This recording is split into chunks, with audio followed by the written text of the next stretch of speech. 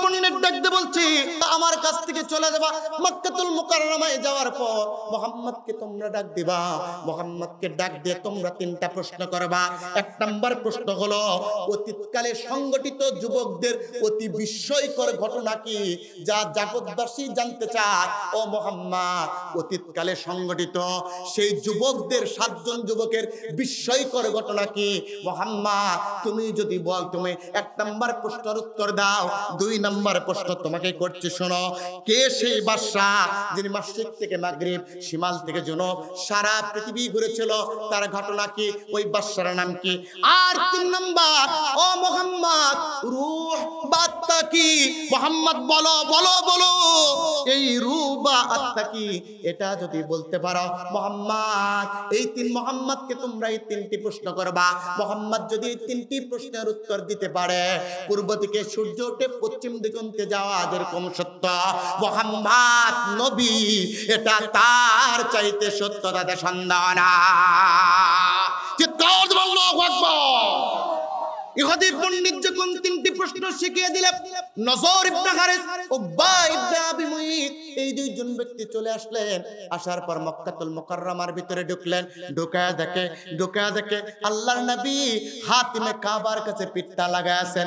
আল্লাহর নবীর প্রতি এমন মিথ্যা তথ্য উপস্থাপন করা হলো, আল্লাহর নবী বারবার যেখানে যায় দলে দলে লোকগুলো বিশ্ব নবীকে মিথ্যা প্রতিপন্ন করার জন্য লোক লাগায় দেয়। আল্লাহর নবী ব্যতীত হয় না, প্রত্যেকটা চ্যালেঞ্জ দেয়, আল্লাহর নবী মোকাবেলা করে। আল্লাহর নবীর সাথে চ্যালেঞ্জের মোকাবেলায় উত্তীর্ণ না হতে পারে, এইবার উতবা ইবনে রাবিয়া চক্রান্ত করলে আবু জেহেল, উতবা, সাইবা, মুগিরা সহ 7-8 জন কাফিরকে উতবা বিন রাবিয়া ডাকলেন। ডাকার পর বলল, আব্দুল্লাহর পুত্র মুহাম্মদ তো গোটা মক্কাতুল মুকাররমায় কোরআনের দাওয়াত দেয়, আমাদের দলের ভিতরে লোক থাকে না।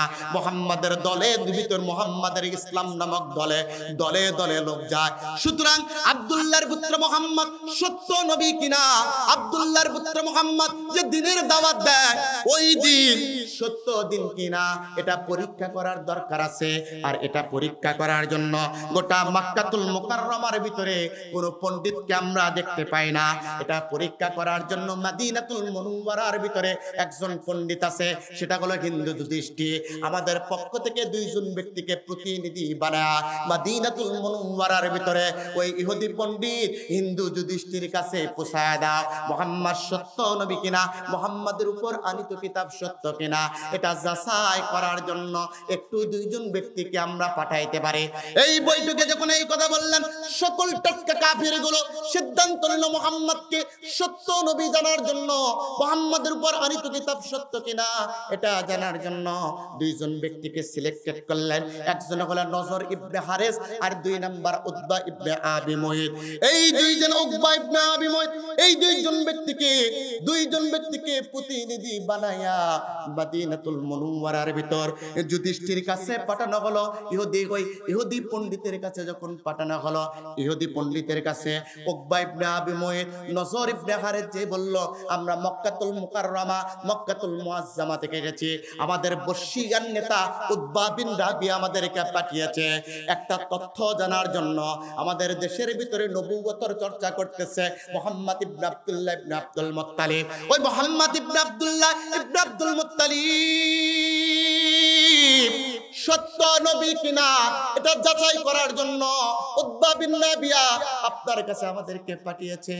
এইবার ইহুদি পণ্ডিত ডাকতে বলছে, মুহাম্মাদের নামটা পূর্ণাঙ্গ বলো।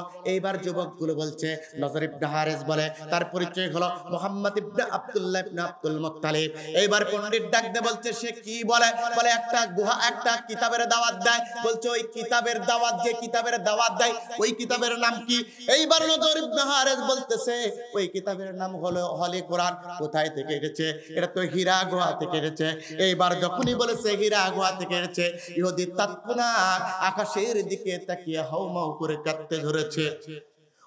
নজর ইবনে হারিস ইহুদির দিকে তাকায় বলে, ও ইহুদি, হাউমাউ করে কাঁদতেছে কেন? ইহুদি ডাক দে বলে, তাওরাত জব্বুল ইনজিলের ভিতরে আমি পড়েছিলাম, বিদা বিভিন্ন সিতা বিভিন্ন গীতা বিভিন্ন নাজমে বাসমত ধর্ম সমতং নিতুং হয় না। সে জামানা একটা ধর্মের আবির্ভাব হবে, বেদে বেদে মিললে, গীতায় গীতায় মিললে, নানা মুনির নানা মেয়, কিন্তু সে জামানায় গুহা থেকে একটা ধর্মের আবির্ভাব হবে। ওই ধর্ম যদি মুহাম্মাদের ধর্ম হয়, ও নজর ইবনে হারিস, উকবা ইবনে আবু মুঈত, ওই মালিককে সাক্ষী রেখে বললাম, ওটাই হলো আখিরি পয়গম্বর। আর তারপরে যে কিতাব নাযিল হয়েছে ওটাই হলো সত্য কিতাব, তাতে কোনো সন্দেহ না। এবার জোরে বলুন, সেই কোরআন আছে না নাই?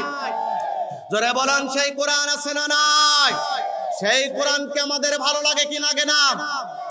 এই জন্য সেই কোরআন যদি থাকে, সেই কোরআনের দাওয়াত বিশ্বনবী মদিনাতুল মুনওয়ারায় দিয়েছিলেন, রাষ্ট্র কায়েম করেছিলেন। শান্তি আছে না নাই? জোরে বল লাগবে, শান্তি আছে না নাই?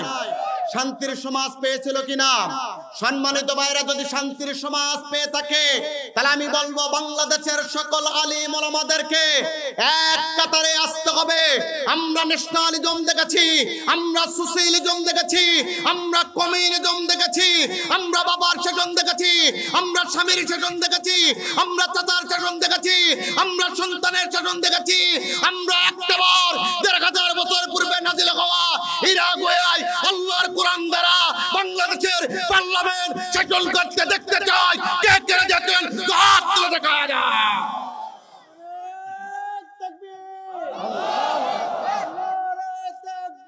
আল্লাহু আকবার। কোরআনের আলো দিয়েছি তো রক্ত, রক্তের বন্যায় নারে তাকবীর। মনে হচ্ছে পোল্ট্রি খায় আসছে। হ্যাঁ, বক্তা ওয়াজ করে, বক্তার ঘাম ঝরে, আর আপনারা পোল্ট্রির মতো খালি উলট পালট খান। হবেই না কেন? পোল্ট্রি ছাড়া তো কোনো কিছু দেয় না। মাহফিল গুলোতে কয় হুজুর পোল্ট্রি চলো। আমি বলি ভাই, পোল্ট্রির দরকার নাই, তোমার কোনো কিছুর দরকার নাই, একটু শাক আর একটা দেশি মুরগি হলেই যথেষ্ট। সম্মানিত ভাইরা, এই জন্য কোরআনের কথা শোনা লাগবে মনোযোগ সহকারে। মনোযোগ আছে আপনাদের? মনোযোগ আছে? সম্মানিত ভাইরা, নজর ইবনে হারিস আল্লাহর নবী মুহাম্মদ সাল্লাল্লাহু আলাইহি ওয়াসাল্লামের ব্যাপারে যখন সত্যায়ন, নজর ইবনে হারিসকে যখন আল্লাহর কোরআন, আল্লাহর নবীর এই ব্যাপারে এবং কোরআনের সত্যায়নের ব্যাপারে পণ্ডিত যখন আল্লাহর নবীর এই ব্যাপারে সত্যায়ন দিয়েছে, সঙ্গে সঙ্গে সঙ্গে সঙ্গে উকবা বিন আবি মুঈত ডাকতে বলে, ও নজর ইবনে হারিস, তুমি কি আর জায়গা পালা না? মুহাম্মাদের দালালি শুরু করেছো। মুহাম্মদ কি মক্কাতুল মুকাররমা থেকে মদিনাতুল মুনওয়ারা পর্যন্ত তোমাকে কিছু টাকা দিয়েছে কিনা? সত্য কথা বললো ওদের বিপক্ষে, আছে না না? টিভিতে কোনো ব্যক্তি সত্য কথা বলতে কয় সব রাজাকারের, ঠিক কিনা? সত্য বললে যত দোষ নন্দা ঘর, সত্যটা বললেই দর, যত দোষ নন্দা ঘর, সত্যটা বললেই দর। করলে অন্যায়ের প্রতিবাদ, নামটা হবে তোমার মৌলবাদ, নামটা হবে তোমার জঙ্গিবাদ। যত দোষ নন্দা ঘর, সত্যটা বললেই দর, যত দোষ নন্দা ঘর, সত্যটা বললেই দর। করলে অন্যায়ের প্রতিবাদ, নামটা হবে তোমার মৌলবাদ, ঠিক না?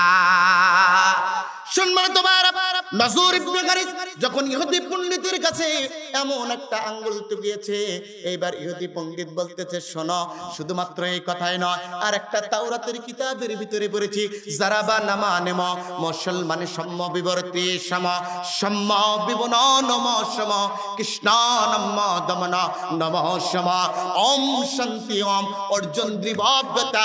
মহাভারতের 225 পৃষ্ঠা। শুধু তাই নয়, মহাভারতের 225 পৃষ্ঠার ভিতরে লেখা আছে, কোন ব্যক্তি যদি মুহাম্মাদের ধর্ম গ্রহণ করে, ওম শান্তি, ওই ব্যক্তি চির শান্তি পেয়ে যাবে। সেই আল্লাহর নবী যখন মদিনাতুল মুনাওয়ারায় আল্লাহর কোরআনের বিধান চালিত হয়েছিল, যে সমাজের ভিতরে অন্যায় ছিল, যে সমাজের ভিতরে জুলুম ছিল, যে সমাজের ভিতরে চুরি ছিল, যে সমাজের ভিতরে ডাকাতি ছিল, যে সমাজের ভিতরে দর্শন ছিল, যে সমাজের ভিতরে নিরাপত্তা ছিল না, আল্লাহর কোরআন নাজিল হওয়ার সঙ্গে সঙ্গে ইনসাফ ভিত্তিক সমাজ যিনি কায়েম করে দিয়েছে, জবান দিয়ে বলেন তিনি কে? আল্লাহ রাখেন ইন্না আনজালনা ইলাইকাল কিতাবা বিল হাক্কি লিতাহকুমা বাইনান নাস। ও নবী, এই কোরআনটা আপনাকে দিয়েছি, এই কোরআনের বিধান সত্য অনুযায়ী আপনার প্রতি কোরআনটা নাজিল করে দিয়েছি, লিতাহকুমা বাইনান নাস। উদ্দেশ্য একটাই হলো মানুষের ভিতরে আপনি সঠিক বিচার করবেন। আল্লাহ কোরআন নাজিল করলো মুসলমানদের উপরে, মুসলমান হবে যারা কোরআনের বিধান অনুযায়ী মানুষের ভিতরে বিচার করবে তারা। কিন্তু বিগত বছরগুলোতে দেখা গেল অনেকে মুসলমান দাবি করার পর এক রাতে 70 থেকে 80 রাকাত তাহাজ্জুদ করার পর আল্লাহর কোরআন দ্বারা বিচার করে না, বরং যারা কোরআনের বিধান প্রতিষ্ঠিত করতে চেয়েছে বিনা বিচারে জুডিশিয়াল কিলিং করে তাদেরকে ফাঁসির মঞ্চে দিয়েছে, ঠিক কিনা? এক এক করে বিচারের এখন প্রসিকিউটর তৈরি করা হয়েছে, আদালত প্রস্তুত করা হয়েছে, এই ট্রাইব্যুনালে যে জুলুম হয়েছে এক এক করে এই জুলুমের বিচার করা হবে, ঠিক কিনা? রাজি আছেন? জুলুমের বিচার করা হবে। জুলুমের বিপক্ষে কথা বলেছে আমাদের ভাইরা। আবু সাঈদ কথা বলেছিল, আবু সাঈদকে দুনিয়ায় রেখেছে রেখেছে রেখেছে জোরে বলা লাগবে ভাই। রাখে নাই, কিন্তু রাখে নাই। আমার টাকায় কিনা গুলি আমার বুকে মারে মাগো, আমার টাকায় কিনা গুলি আমার বুকে মারে। আমার ভাবতে বড় অবাক লাগে, আমার ভাবতে বড় অবাক লাগে, বুঝাই কেমন করে।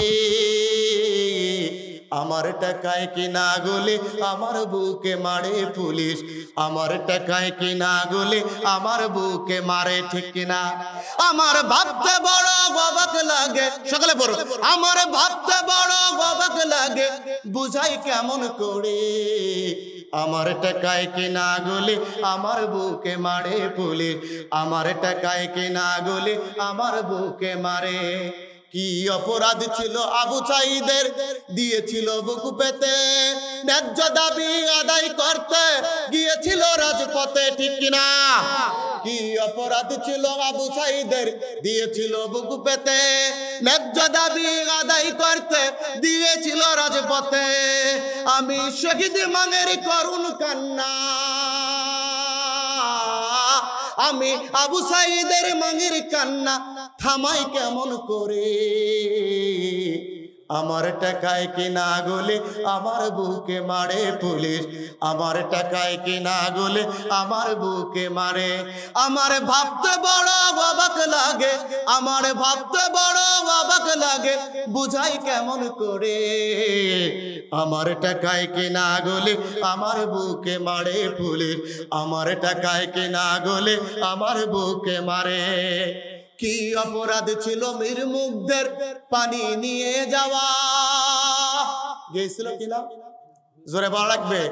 কি অপরাধ ছিল মীর মুগ্ধের পানি নিয়ে যাওয়া, কেন তাকে হলো নির্মম ভাবে শহীদ করে দেওয়া। আমি এমন করুণ মৃত্যু দেখে, আমি এমন করুণ দৃশ্য দেখে ঘুমাই কেমন করে। আমার টাকায় কেনা গলে আমার বুকে মারে পুলিশ, আমার টাকায় কেনা গলে আমার বুকে মারে। আমার টাকায় কেনা গলে আমার বুকে মারে পুলিশ, আমার টাকায় কেনা গলে আমার বুকে মারে। সকলে বলো আমার ভাবতে বড় অবাক লাগে, আমার ভাবতে বড় অবাক লাগে, বুঝাই কেমন করে।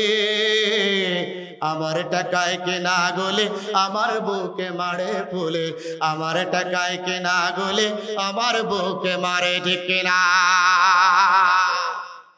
এই টাকা, এই উড্ডি হয়, এই পোশাক হয় আমার টাকা দিয়ে, অথচ আমার বুকে তারা গুলি চালিয়েছে। এক এক করে অপরাধীদের বিচার চাই, নইলে সোনার বাংলাদেশ গড়া সম্ভব নয়, ঠিক কিনা? কারণ আজকে আসিফ বলেছে যে সেই অফিসার থেকে শুরু দারোয়ান পর্যন্ত যা নিয়োগ দিয়েছে সব ফ্যাসিস্টের দোষর। আজকে আমরা দেখতে এত দুর্নীতি বন্ধ হয় নাই, ঘুষ বন্ধ হয় নাই, ফাইল আটকানা বন্ধ হয় নাই, এক এক করে বিচার করা লাগবে। এই জন্য আল্লাহর কোরআনের পার্লামেন্ট দরকার, ঠিক কিনা? শুনবেন তো ভাইরা, যখনই খতিব এই কথা বলেছে, ও শোনো শোনো, যা দেবী সর্বভূতি নমস্ত সেই নমো নমঃ অল্লং জ্যেষ্ঠং শ্রেষ্ঠং পরমং বাংম আল্লাহ রাসূল মুহাম্মদ রকম বারশবকাল্লাবাকুম এত স্পন্দন সাজ্জাচ্ছেন সমন্বিত মুহাম্মাদি থেকে এত শিষ্য শাখা সবরণিত আসর সংহরণে আল্লাহ আল্লাহ ইল্লাল্লাহ তে ইল্লাল্লাহ। ও নজর ইবনে হারিস আর উকবা ইবনে আবি মুঈত এই শ্লোকের ভিতরে মুহাম্মাদের কথা আজ থেকে ৬০০০ বছর পূর্বেই বলে দেওয়া হয়েছে। ও মুহাম্মদ, ও নজর ইবনে হারিস, সেটাই যদি মুহাম্মদ হয়, হীরা গুহা থেকে যদি কিতাব হয়, ওই আল্লাহকে সাক্ষী রাখলাম, ওই স্রষ্টাকে সাক্ষী রাখলাম, মুহাম্মদ হলো সত্য নবী। মুহাম্মাদের উপরে যে কিতাব নাযিল হয়েছে ওটা হলো সত্য কিতাব, তাতে কোনো সন্দেহ নাই। নজর ইবনে হারিস বুঝতে পেরেছে, বুঝতে পারার পর ডাকতে বলছে, ইহুদি পণ্ডিত শোনো, বুঝতে পারলাম মুহাম্মদ সত্য নবী না মিথ্যা নবী এটা পরের বিষয়, তোমার দৃষ্টিকোণ থেকে মুহাম্মদ সত্য নবী হতে পারে, কিন্তু আমরা একটু পরীক্ষা করতে চাই মুহাম্মদ হলো কেমন নবী। এইবার নজর ইবনে হারিসকে ইহুদি পণ্ডিত ডাকতে বলছে, আমার কাছ থেকে চলে যাবা, মক্কাতুল মুকাররমায় যাওয়ার পর মুহাম্মদকে তোমরা ডাক দিবা, মুহাম্মদকে ডাক দিয়ে তোমরা তিনটা প্রশ্ন করবা। এক নাম্বার প্রশ্ন হলো, অতীতকালে সংগঠিত যুবকদের অতি বিস্ময়কর ঘটনা কি, যা জগৎবাসী জানতে চায়। ও মুহাম্মদ, অতীতকালে সংগঠিত সেই যুবকদের ৭ জন যুবকের বিস্ময়কর ঘটনা কি? মুহাম্মদ তুমি যদি বল, তুমি ১ নাম্বার প্রশ্নের উত্তর দাও। ২ নাম্বার প্রশ্ন তোমাকে করছি, শোনো, কে সেই বাদশা যিনি মাশরিক থেকে মাগরিব, শিমাল থেকে জুনুব সারা পৃথিবী ঘুরেছিল, তার ঘটনা কি, ওই বাদশার নাম কি? আর ৩ নাম্বার, ও মুহাম্মদ রূহ বা আত্মা কি? মুহাম্মদ বলো বলো বলো, এই রূহ বা আত্মা কি? এটা যদি বলতে পারো মুহাম্মদ, এই মুহাম্মদকে তোমরা এই ৩টি প্রশ্ন করবা। মুহাম্মদ যদি এই ৩টি প্রশ্নের উত্তর দিতে পারে, পূর্ব দিকে সূর্য উঠে পশ্চিম দিগন্তে যাওয়া যেরকম সত্য, মুহাম্মদ নবী এটা তার চাইতে সত্য, তাতে সন্দেহ না। চিৎকার দিয়ে আল্লাহু আকবার। ইহুদি পণ্ডিত যখন ৩টি প্রশ্ন শিখিয়ে দিলেন, নজর ইবনে হারিস, উকবা ইবনে আবি মুঈত এই ২ জন ব্যক্তি চলে আসলেন। আসার পর মক্কাতুল মুকাররমার ভিতরে ঢুকলেন। ঢুকায়া দেখে আল্লাহর নবী হাতিমে কাবার কাছে পিঠটা লাগায় আছেন। হাজী বাবারা যারা গিয়েছেন দেখবেন হাতিমে কাবা এখনো আছে। বলতে জামিনের বাদশা হাতিমে কাবার পাশে আল্লাহর নবী হাতিমে কাবার সাথে আল্লাহর নবী পিঠটা লাগায় আছে। এমন সময় ২ জন ব্যক্তি মাদিনাতুল মুনাওয়ারা থেকে নজর ইবনে হারিস আর উকবা ইবনে আবি মুঈত আসলেন। আল্লাহর নবী পিঠটা লাগায় বসে আছে। এইবার যুবকগুলো এসে ডাক দিয়ে বলল, ও মুহাম্মদ তুমি নাকি সত্য নবী? আল্লাহর নবী বললেন, নাম আমি হলাম সত্য নবী। তুমি কি শেষ নবী? আল্লাহর নবী বললেন, নাম আমি হলাম সত্য নবী। মাল্লা নবী বাদি, আমার পরে আর কোন নবী আসবে না। আল্লাহ পাক আমার সত্যায়ন দিয়েছে, মা কানা মুহাম্মাদুন আবা আহাদিম মির রিজালিকুম ওয়ালাকিন রাসূলুল্লাহি ওয়া খাতামান নাবিয়্যিন। আমার আল্লাহ আমার ব্যাপারে সত্যায়ন দিয়েছে। ও নজর ইবনে হারিস, উকবা ইবনে আবি মুঈত শুনে নাও, মাল্লা নাবিয়্যা বাদি, আমার পরে আর কোন নবী আসবে না। বলো বলো কি বলতে চাও? ও উকবা ইবনে নজর ইবনে হারিস বলছে, মুহাম্মদ তোমার কাছে 3টা প্রশ্ন উত্তর, তো 3টা প্রশ্ন করতে চাই। যদি 3টা প্রশ্নের উত্তর দিতে পারো কথা দিলাম তাওহীদের কমিও কালেমা পড়ে। ও নজর ইবনে হারিস, উকবা ইবনে আবি মুঈত, আমি এই 2 জন ব্যক্তি মিলে তোমার হাতে হাত রেখে তাওহীদের কমিও কালেমা পড়ে মুসলমান হয়ে ঘরে ফিরে যাব। আল্লাহ নেই বলছে মাজা সুআলুকুম, ও নজর ইবনে হারিস, উকবা ইবনে আবি মুঈত, বলো বলো তোমাদের প্রশ্নগুলো কি? মা সুআলুকুম, তোমাদের প্রশ্নগুলো কি? এইবার নজর ইবনে হারিস ডাকতে বলছে মুহাম্মদ শোনো, তোমার কাছে তিনটা প্রশ্ন করছি ও মুহাম্মদ, ও মুহাম্মদ তোমার কাছে তিনটা প্রশ্ন করছি মুহাম্মদ, তিনটা প্রশ্নের তুমি উত্তর দাও। এক নাম্বার প্রশ্ন হলো অতীতকালে সংঘটিত 7 জন যুবকের বিস্ময়কর ঘটনা, যা দুনিয়ার কেউ জানে না। এমন বিস্ময়কর ভরা, এমন তথ্য সমৃদ্ধ, আল্লাহ পাক বিস্ময়কর ভাবে এই ঘটনাটা ঘটিয়েছেন, যা দুনিয়ার কেউ জানে না। ও মুহাম্মদ এই 7 জন যুবকের ঘটনা যদি বর্ণনা করতে পারো, এটা এক নাম্বার। 2 নাম্বার হলো সেই বাদশাকে যিনি মাগরিব থেকে মাগরিব, শিমাল থেকে জনব ভ্রমণ করেছে, সারা দুনিয়া ভ্রমণ করেছে, তার নাম কি? আর 3 নাম্বার রুহু বা আত্মা, একটা খাসা, এই খাসার ভিতর কেমনে আসে যায়, এই আত্মা সম্পর্কে তোমার কাছে জানতে চাই। রূহ আত্মা এই খাসার ভিতর কেমনে যায়? মারাত্মক না? মারাত্মক।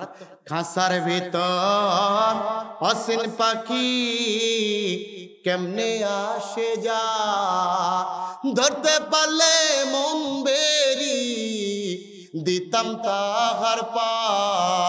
খাসার ভিতর অসীন পাখি কেমনে আসে যা, ধরতে পারলে মন বেরি দিতাম তাহার পা।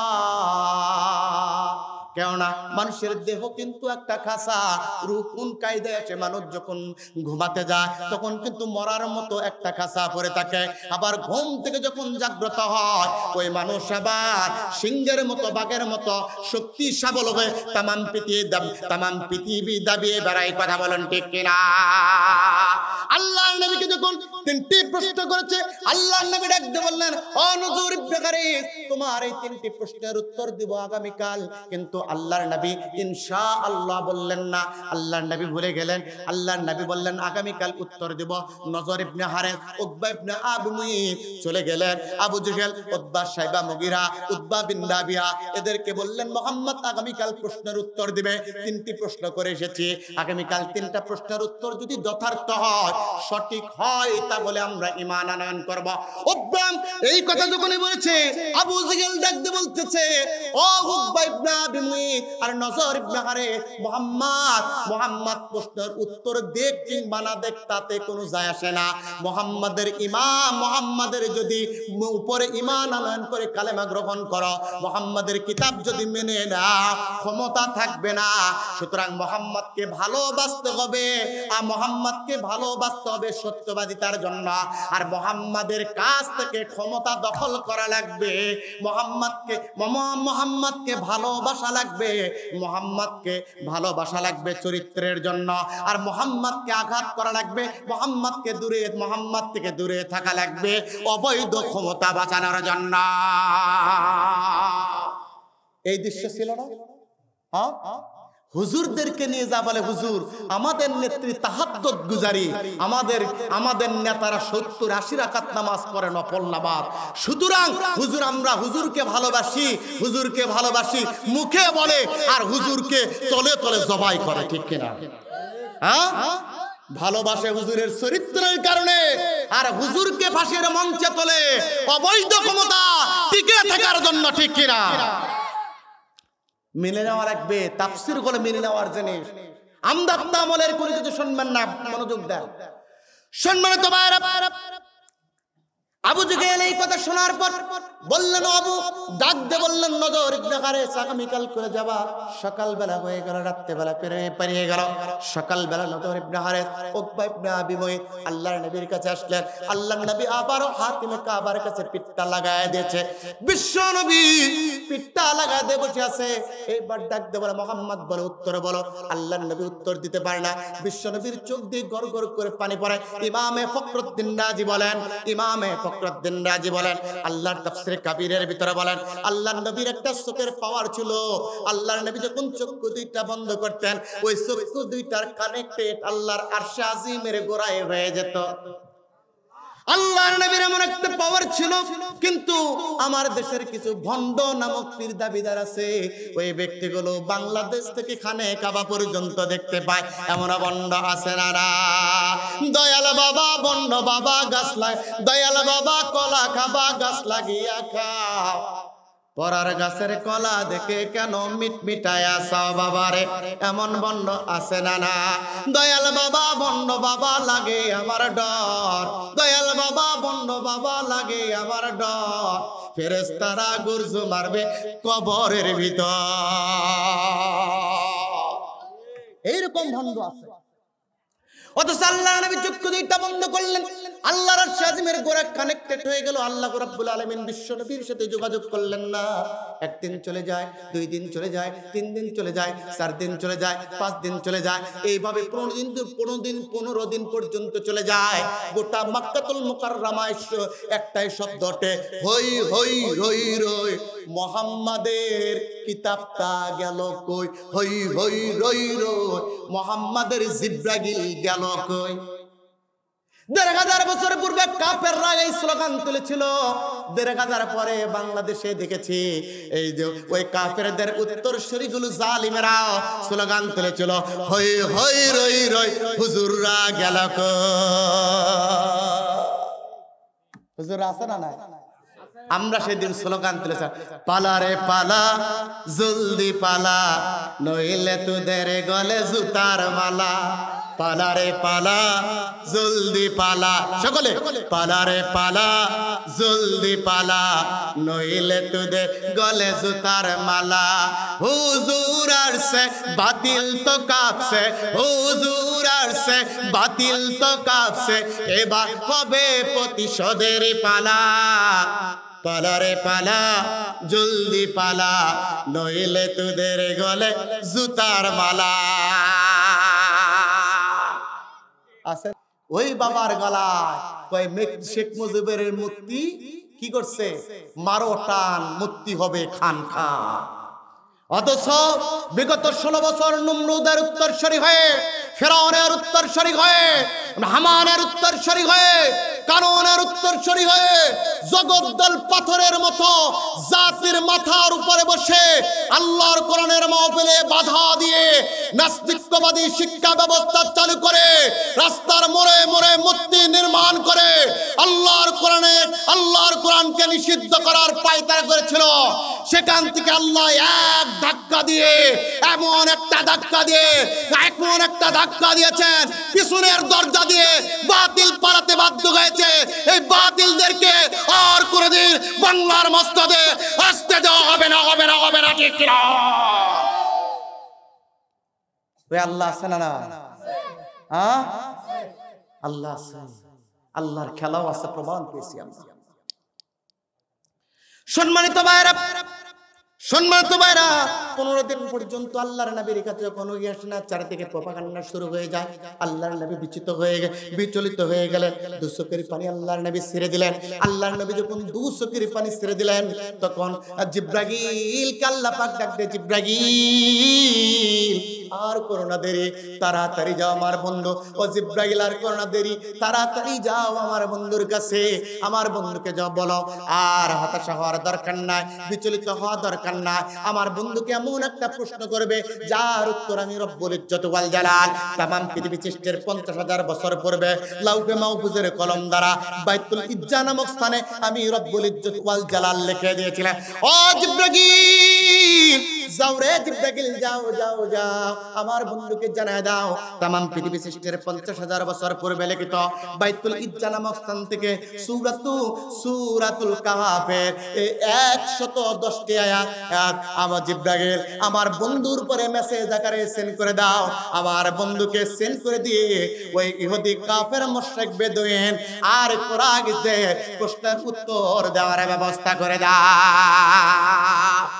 জিব্রাইল আসলেন तमाम পৃথিবী সৃষ্টির 100 तमाम পৃথিবী সৃষ্টির 50,000 বছর পূর্বে লিখিত বাইতুল ইজ্জা নামক স্থান থেকে সূরাতুল কাহাফের 110টা আয়াত 12টা রুকু 112টা রুকু আর 12টা রুকু 1579টি শব্দ এরপরে 7360টি অক্ষর নিয়ে আল্লাহর নবীর কাছে আসলেন বিশ্বনবী হাতিমে কাবার কাছে পিঠটা লাগা দিয়েছে আল্লাহর নবীকে এবার জিব্রাইল ডাক দেয় ওগো নবী আপনি মস্তক উত্তোলন করুন আল্লাহ পাক 1000 বছর পূর্বে 50,000 বছর পূর্বে এই কথাগুলো কোরআনুল কারীমের ভিতরে সূরাতুল কাহাফের ভিতরে লিখে দিয়েছে নবী আপনি মস্তক উত্তোলন করুন সূরাতুল কাহাফ আপনার উপরে নাযিল করে দেওয়া হচ্ছে আপনি ও নবী আপনি নজর ইবনে হারিস উকবা ইবনে আবু মুইতে এই তিনটা প্রশ্নের উত্তর আপনি দিয়ে দেন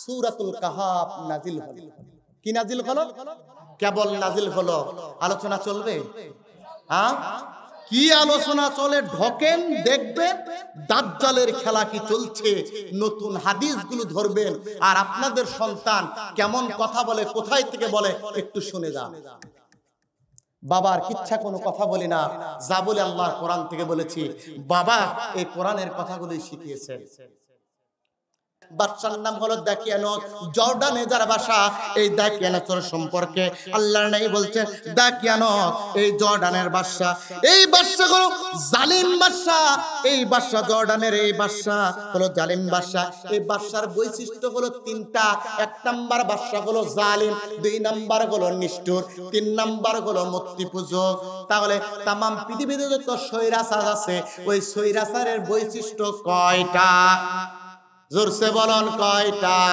তিনটা বৈশিষ্ট্য একটা বৈশিষ্ট্য হলো জালিম দুইটা বৈশিষ্ট্য দুই নাম্বার হলো নিষ্ঠুর তিন নাম্বার হলো মূর্তি পূজক আজকে বাংলাদেশের দিকে তাকান বাংলাদেশে বিগতে যে জালিম যে স্বৈরাচার ছিল তার ভিতরে তিনটা বৈশিষ্ট্য ছিল এক নাম্বার জালিম কেমন জালিম বাবাকে মিথ্যা অপরাধে ফাঁসির মঞ্চে দেওয়ার পর ওই বাবার সন্তানকে ধরে নিয়ে 8 বছর আয়না ঘরে বন্দি রেখেছিল ঠিক কিনা রাখে না কেমন নিষ্ঠুর দুই নম্বর বৈশিষ্ট্য ছিল নিষ্ঠুর স্বৈরাচারের দুই নম্বর বৈশিষ্ট্য হলো নিষ্ঠুর এই জালিমেরও নিষ্ঠুর বলতো একটা বৈশিষ্ট্য ছিল এই জালিম কি করেছে কর্নেল হুদাকে জেলের ভিতরে ঢুকায়া নিজ হাতে লেডি হিটলার জবাই করেছে तमाम পৃথিবীর কোন কিতাবের ভিতরে পায় নাই একজন মহিলা হয়ে একজন যুবককে জবাই করতে পারে মায়ের জাত হলো নরম মনের জাত এরা কোনদিন জবাই করতে পারে না রক্ত দেখতে পারে না কিন্তু এমন একটা লেডি হিটলার পেয়েছি মনে হয় দাকিয়ানসের ছোট বোন ও নুরুল হুদাকে হত্যা করেছে এইরকম জালিম দুনিয়াতে আর নাই কথা বলেন ঠিক কিনা তিন নাম্বার হলো মূর্তি পূজক এরাও ছিল মূর্তি পূজক টাকার ভিতর বাবার ছবি তিন রাস্তায় মোর বাবার ছবি মাদ্রাসায় বাবার ছবি বিশ্ববিদ্যালয়ে বাবার ছবি পায়খানায় বাবার ছবি মোড়ে মোড়ে বাবার ছবি সব জায়গায় মূর্তি ছিল মনে হচ্ছে এটা নমরুদের দেশ ঠিক না মনে হয়েছিল এটা নমরুদের দেশ এরকম জালিমের তিনটা বৈশিষ্ট্য ছিল দাকিয়ানস ছিল এমন জালিম এইজন্য আল্লাহ রাব্বুল আলামিন ওই জালিমের ভিতর জালিমকে বলছে আম্মা হাসিবতা আন্না আসহাবাল কাহফি ওয়ার রাকিম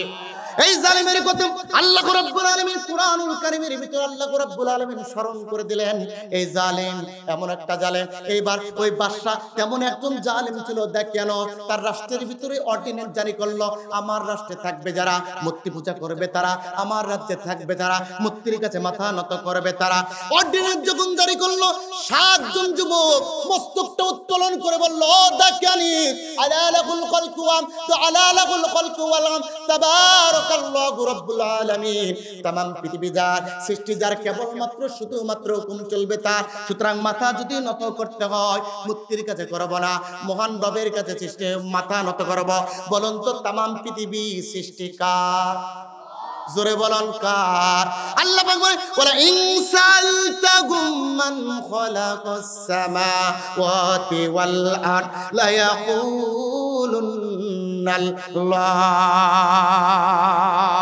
ও নবী तमाम পৃথিবীর মানুষ যদি আপনাকে আমার সম্পর্কে জিজ্ঞাসা করে আসমান আর জমিন সৃষ্টি করেছেন কে? আপনি বলে দেন লা ইয়াকুলুনাল্লাহ, এই तमाम পৃথিবী যিনি সৃষ্টি করেছেন তিনি হলেন মহান আল্লাহ। এবার সাতজন যুবক ডাক দিয়ে বলে, ও দেখেন, আমরা যদি মস্তক অবনত করতে হয় আসমান জমিনের একচ্ছত্র মালিক মহান রব আল্লাহর কাছে মস্তক অবনত করতে চায়। এইবার যখন যুবকগুলো এই কথা বলেছে, এইবার যুবকগুলো এই কথা বাদশা পর্যন্ত ছড়িয়ে গেছে। বাদশা তার গোয়েন্দা বাহিনীকে পাঠিয়ে দিল, যুবকদেরকে ধরে আনলো। যেমন বিবি হারুন, হ্যাঁ ছোট্ট বাচ্চারা আন্দোলন করতেছে, ধরে আনো। কষ্ট হচ্ছে আপনাদের? আর 10 মিনিট চলবে কেন? 1.5 ঘন্টা হয়ে গেছে। আমার এলাকা দেখে আর 10টা মিনিট আলোচনা করবো, মনোযোগ দেন। এই 10টা মিনিটে ফিনিশিং দেব। চলবে আলোচনা? যে একটা ব্যক্তি ওঠার চেষ্টা করলে লুঙ্গি ধরে টান দেবেন, পারবেন না? না, এই কাজ করেন না, মান সম্মান নষ্ট হবে। আরে মিয়া, কোন ব্যক্তি যদি 2 ঘন্টা যদি প্রসাব ধরে না রাখতে পারে, ও বউ চালাবে কোন কায়দায়? আমার সন্দেহ আছে, ঠিক কিনা? দেখেন এইরকম পুরুষ কি আছে? আর একজন উঠবে না, অবস্থা খারাপ। সম্মানিত ভাইরা, আল্লাহর নবী, আল্লাহর সম্মানিত ভাইরা, ওই যুবকগুলো যখন এই কথা বলেছে, বিবিদেরকে ডাক দেওয়া হলো, গোয়েন্দার বাহিনীর ব্যক্তিদেরকে ডাক দিয়ে, এইবার ডাক দিয়ে বাদশা তাদেরকে রাজপ্রাসাদে ডাক পাঠায় দিল। রাজপ্রাসাদে যখন বাদশা পাঠায় দিল, পাঠায় দেয়, এইবার যুবকদেরকে ডাক দিয়ে বলছে, ও যুবক, ও যুবক, শোনো শোনো শোনো, ইয কামু ফাকালু রাব্বুনা রাব্বুস সামাওয়াতি ওয়াল আরদ লান নাদউ মিন দুনিহি ইলাহা। যুবকদেরকে ডাক দিয়েছে, ডাক দিয়ে বাদশার কাছে যখন নিয়ে গেছে, বাদশা ডাক দিয়ে বলে, যুবক তোমাদের সিদ্ধান্ত কি তোমরা বলো। যুবকরা ফাকালু, অতঃপর যুবকরা দাঁড়িয়েছিল, যুবকরা দাঁড়িয়ে বলল, ফাকালু রব্বানা রব্বানা আতিনা মিন লাদুনকা রাহমা। রহমতের কথা আল্লাহর স্মরণ করে দিয়ে যুবকগুলো তখন বলেছিল, রব্বুনা রব্বুস সামাওয়াতি ওয়াল আরদ, আমাদের পালনকর্তা আসমান জমিনের একচ্ছত্র মালিক হলেন আমাদের পালনকর্তা। ওই আল্লাহ ব্যতীত অন্য কাউকে আমরা ওই সিজদা করতে পারি না, অন্যের কাছে আমরা মাথা নত করতে পারি না। এই কথা যখন বলেছে, এইবার দাকিয়ানুত তার রাজপ্রাসাদের চেয়ার থেকে লাফ করে যুবককে বলতেছে, শোনো, আমার আইন না মানলে তোমাকে রাষ্ট্রদ্রোহ মামলা দিয়ে জেলখানার ভিতরে বন্দী করা হবে, ফাঁসির মঞ্চে নেওয়া হবে। কিন্তু সত্য করে 3 দিন তোমাকে সময় দিলাম, এই 3 দিন বুঝে তোমরা যদি স্যালেন্ডার করতে পারো তোমাদের মুক্ত করে দেওয়া হবে। আর যদি 3 দিন পর অস্বীকৃতি জানাও, মূর্তির কাছে মস্তক অবনত করতে না করো, তাহলে তোমাদেরকে ফাঁসির মঞ্চে তোলা হবে। বলুন তো, মূর্তির কাছে মাথা নত করে কারা? সম্মানিত মুসলমানেরা, আপনাদেরকে মনে রাখতে হবে, মূর্তির ব্যবসা করে যারা নমরুদের উত্তরসূরি, তারা মূর্তির পক্ষে কথা বলে যারা, তারা নমরুদের সন্তান। আর মূর্তি ভাঙার পক্ষে কথা বলে যারা, তারা ইব্রাহিমের সন্তান, ঠিক কিনা? আমরা ইব্রাহিমের সন্তান, মূর্তির পক্ষে নয়, মূর্তির বিপক্ষে।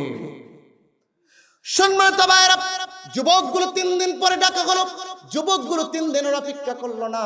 এইবার 7 জন যুবক একত্রিত হলো, সিদ্ধান্ত নিয়ে বৈঠকে বসলো, কি করা যায়। দাকিয়ানুসের সিদ্ধান্ত যদি না মানে আমাদেরকে ফাঁসির মঞ্চে তুলে দেওয়া হবে। এইবার যুবকগুলো সিদ্ধান্ত নিলাম 2টা, একটা হলো শাহাদত, না এটা হলো আত্মসমর্পণ। আমরা যদি শাহাদত বরণ করি, আল্লাহ রাব্বুল আলামিন কিয়ামতের ময়দানে আমাদেরকে উত্তম জাযা দিবে। জাযাটা হলো আদাতুল ইবাদিস সালিহিন মা লা আইনু রাত ওয়ালা উযুনু সামিআত ওয়ালা খাতার আলা কলবি বাশার। জান্নাতের ভিতরে নাজ নিয়ামত দিবে আল্লাহ রাব্বুল আলামিন, বিনি হিসাবে আমাদেরকে জান্নাত দিয়ে দিবে। কিয়ামতের ময়দানে হযরত ঈসা কথা বলতে পারবে না, জলিলুল কদর নবীগুলো মুসা কথা বলতে পারবে না, দাউদ কথা বলতে পারবে না, ইব্রাহিম কথা বলতে পারবে না। কিন্তু ওই দিন শহীদেরা রক্তমাখা জামা অবস্থায় মাথাটা উত্তোলন করে, মস্তকটা উত্তোলন করে ধাঁধা করে, ওয়াসিকাল্লাযীনা তাকাউ রাব্বাহুম ইলাল জান্নাহ, আল্লাহর জান্নাতের দিকে দৌড়াবে, এমন একটা আল্লাহ রাব্বুল আলামিন তাদেরকে পাওয়ার দিবে। এইরকম শহীদের কথা তারা বর্ণনা করতেছিলেন। আরেকজন যুবক বলে, না না না, আমরা যদি শাহাদাত বরণ করি তাহলে আর কেউ কোনোদিন আল্লাহর পক্ষ থেকে আনিতে কিতাবের দাওয়াত দিবে না, দিনের দাওয়াত জমিনে হবে না। সুতরাং দিনের দাওয়াত জমিনে দেওয়ার জন্য হলেও আমাদের গোপন ভাবে পলায়ন করা লাগবে, গোপন ভাবে আমাদের থাকা লাগবে। এই জন্য গোপন থাকার দরকার আছে না নাই? এই জন্য ইসলামী ছাত্র শিবিরের ছেলেরা কিছু জায়গায় গোপন রূপ ধারণ করেছে। অনেকে বলতেছে নাকি মুনাফিক। আরে তুমি মুনাফিক, তুমি কোরআন হাদিসই জানো না, ঠিক কিনা? সময়ে সময়ে গোপন রূপ ধারণ করা কোরআন সুন্নাহর বিধানে জায়েজ। সম্মানিত ভাইরা, 7 জন যুবক সিদ্ধান্ত নিলেন বাদশার এখান থেকে চলে যাব। এইবার বাদশার এখান থেকে 7 জন যুবক চলে গেলেন। চলে যেতে যেতে রাত্রেবেলা চলে গেলেন, ফজর হয়ে গেল। লুকানোর জন্য একটা মাথা আশ্রয় খুঁজলেন। আশ্রয় খোঁজার পর যুবকগুলো একটা গুহা পেলেন। ওই গুহার ভিতরে যুবকগুলো যখনই প্রবেশ করলেন নিজেকে নিরাপদ করার জন্য, আল্লাহ রাব্বুল আলামিন জিবরাইলের মাধ্যমে ওখানে ঝর্ণার নহরের ঝর্ণার ব্যবস্থা করে দিলেন, ফলমূলের ব্যবস্থা করে দিলেন। যুবকগুলো ঘরের ভিতরে গুহার ভিতরে ঢুকে এইবার ওই ঝর্ণা দ্বারা ওযু করলেন। এরপরে গাছ থেকে ফলমূল খেয়ে নিদ্রায় চলে গেলেন। আর ওদেরকে নিদ্রায় ভালোভাবে ঘুমিয়ে দেওয়ার জন্য আল্লাহ রাব্বুল আলামিন 70,000 ফেরেশতা নিযুক্ত করলেন। ওদের শরীর যেন মাটি না খায়, এই জন্য আল্লাহ পাক ওদের শরীরটাকে ফেরেশতার মাধ্যমে নিয়োজিত রেখে এক পাশ থেকে আরেক পাশ উল্টানোর ব্যবস্থা করেছে। একটাই কারণ, ওরা শিরক করে নাই, ওরা মূর্তির কাছে মাথা অবনত করে নাই। একটাই কারণ, ওরা বাতিলের কাছে মস্তক অবনত করে নাই, ঠিক কিনা? মুসলমান, আপনাদের কাছেও জানতে চাই, যদি অদূর ভবিষ্যতে আমাদের উপরে বিপদ আসে, জুলুম আছে, নির্যাতন আছে, নিপীড়ন আসে, আল্লাহর কোরআনের জন্য, বিশ্ব নবীর জন্য, ইসলামী রাষ্ট্র ব্যবস্থার জন্য জীবন যৌবন সব কিছু ত্যাগ করে হলো আল্লাহর কোরআনকে সমুন্নত রাখার জন্য ঘর ছাড়তে রাজি আছি, বাড়ি ছাড়তে রাজি আছি, পরিবারকে ছাড়তে রাজি আছি, বিবিকে বিধবা করতে রাজি আছি, সন্তানকে ইতিম করতে রাজি আছি, তারপরও আল্লাহর কোরআনের পথে থাকতে রাজি আছি। কে রাজি আছি? হাত তুলে দেখা যায়। তাকবীর, আল্লাহু আকবার, নারে তাকবীর, আল্লাহু আকবার। আল কোরআনের আলো ঘরে যাও, আল কোরআনের আলো ঘরে যাও। দিয়েছি তো রক্ত, রক্তের বন্যায়। সম্মানিত উপস্থিতি, এখান থেকে আপনাদেরকে মেসেজ দিলাম, 3টা মেসেজ। অনেকগুলো মেসেজ পেয়েছেন, কিন্তু 3টা মেসেজ আপনাদের কাছে ক্লিয়ার করি। 1 নাম্বার মেসেজ হলো জুলুম হবে, নির্যাতন হবে, এমন আমার উপরের শক্তিশালী হবে, জালিম হবে, ও জুলুম করবে, তারপরও মূর্তির কাছে মাথা নত করা যাবে না। আল্লাহর দুনিয়ার মানুষের তৈরি করা আইন কানুন নিয়ম নীতি বিধানের কাছে মস্তক অবনত করা যাবে না। হুকুম মানা লাগবে কার? চিৎকার দিয়ে বলুন কার? 2 নাম্বার, শিরক করা যাবে না। কি করা যাবে না? আর 3 নাম্বার, দাজ্জালের ফিতনা থেকে বেঁচে থাকা লাগবে। আর দাজ্জালের ফিতনার সবচাইতে বড় ফিতনা হলো মিথ্যা ছেড়ে দেওয়া লাগবে। আমরা পারবো?